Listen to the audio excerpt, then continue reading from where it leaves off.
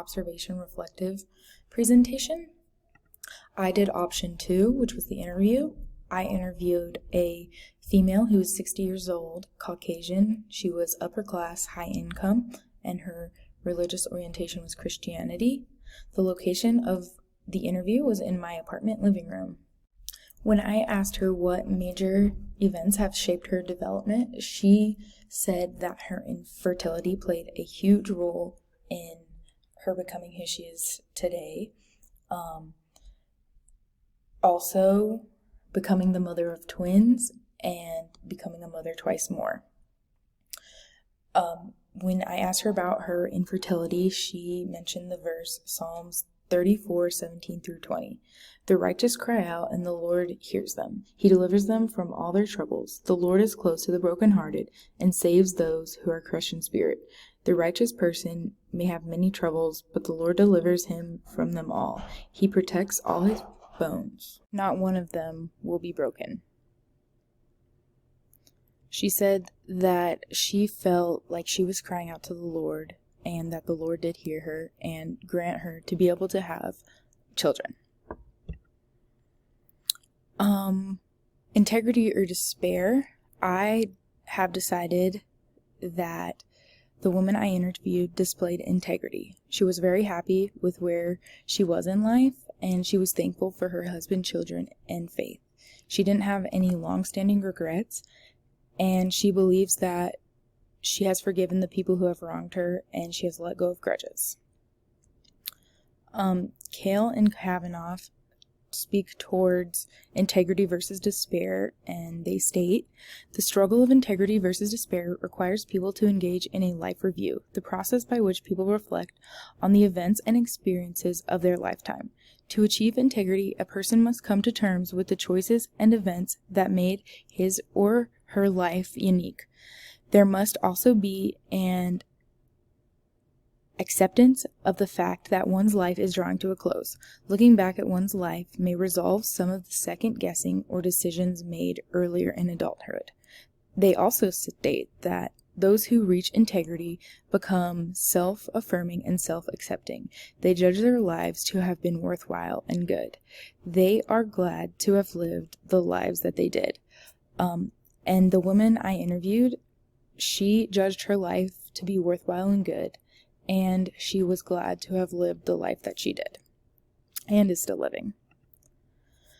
Connections to other sources that I made. I looked at a study by Torges et al. Done in 2008, and it said hierarchical regressions indicated that women who had resolved their regrets at age 53 achieved higher levels of ego integrity at age 62, and those who had resolved their regrets at age 62 also had higher concurrent levels of ego integrity. Further, in study 2, generativity at age 53 was found to predict ego integrity at age 62.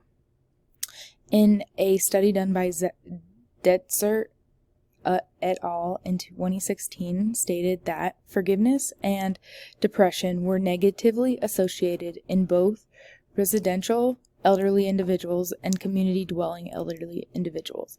The development tasks of finding integrity and avoiding despair showed to be a significant mediator in this relationship. This was really interesting to me because I didn't know that there were connections between forgiveness and having higher integrity. And I think it's really cool because the Bible really emphasizes forgiveness. When I asked her how she coped with loss and what losses she has experienced, she talked about the way she copes the most is prayer. When she was dealing with infertility, she liked to model her prayer after the one Hannah prayed in 1 Samuel 1:10-11 when she was also wrestling with infertility. And that verse states, Hannah was in deep anguish, crying bitterly as she prayed to the Lord. And she made this vow, O Lord of heaven's armies, if you will look upon my sorrow and answer my prayer and give me a son, then I will give him back to you. He will be yours and for his entire lifetime. And as a sign that he has been dedicated to the Lord, his hair will never be cut. She said she also dealt with she also coped by surrounding herself with family and her church community. She was really active in Young Life, so she used that community as well. And the main losses that she highlighted was her infertility for those years and the miscarriages that she went through during that time. During this interview, my personal experiences were that I really enjoyed getting to interview this woman. The interview process was great because I was able to see a woman on fire with joy, love, and appreciation for Christ. I was surprised how forgiveness plays such an important role in achieving an integrity later in life. And Ephesians 4:32 states, "Be kind and compassionate to one another. Forgive each other, just as Christ God forgave you." New perspectives that I drew from this interview was I realized how few of my problems I actually do give to Christ. I'm seriously lacking in that area, and I'm now reevaluating my prayer life. I would like to learn how to pray like Hannah prayed.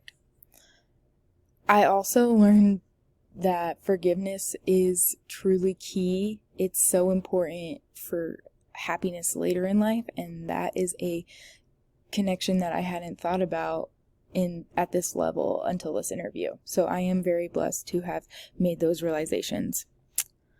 Okay, and then these are my references. Thank you so much.